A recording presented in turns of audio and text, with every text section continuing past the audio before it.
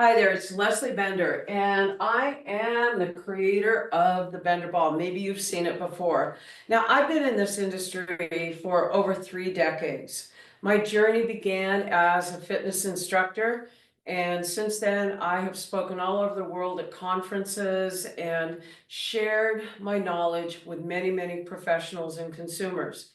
One of the biggest topics that I always get asked about is how do I train my core? Well, especially when you're over 50 years old, this is one of the most important parts of our body that we actually need to train. And I don't want you laying down on the floor thinking you got to do crunches. If anything else, that ages us.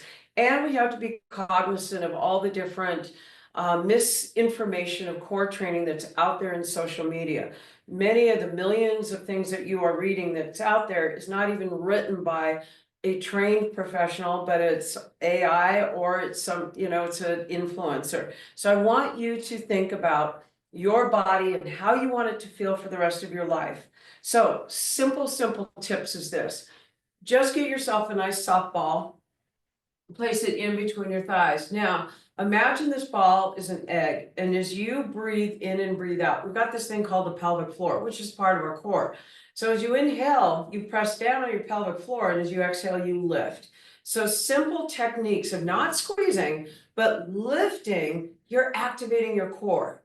And we can add some movement to this. We can side bend to this movement. I know this seems really simple and easy, but listen, I still snow ski, I water ski, I do all these things, but if I still trained like I used to a long time ago, I would have a very destroyed spine. So trust me when I say your spine ages, but we can prevent it and slow down the process. So another great one is placing the ball behind your low back. So you wedge the ball behind the low back.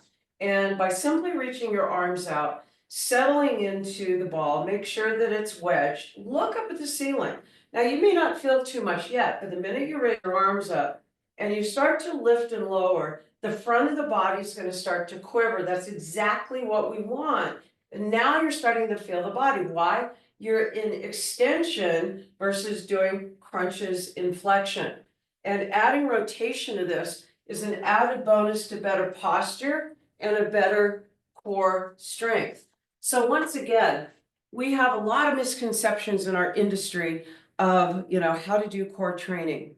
But I'm here to tell you, utilizing a small ball will help you exponentially save your back, strengthen your core. I'm Leslie Bender, and this is core training after 50.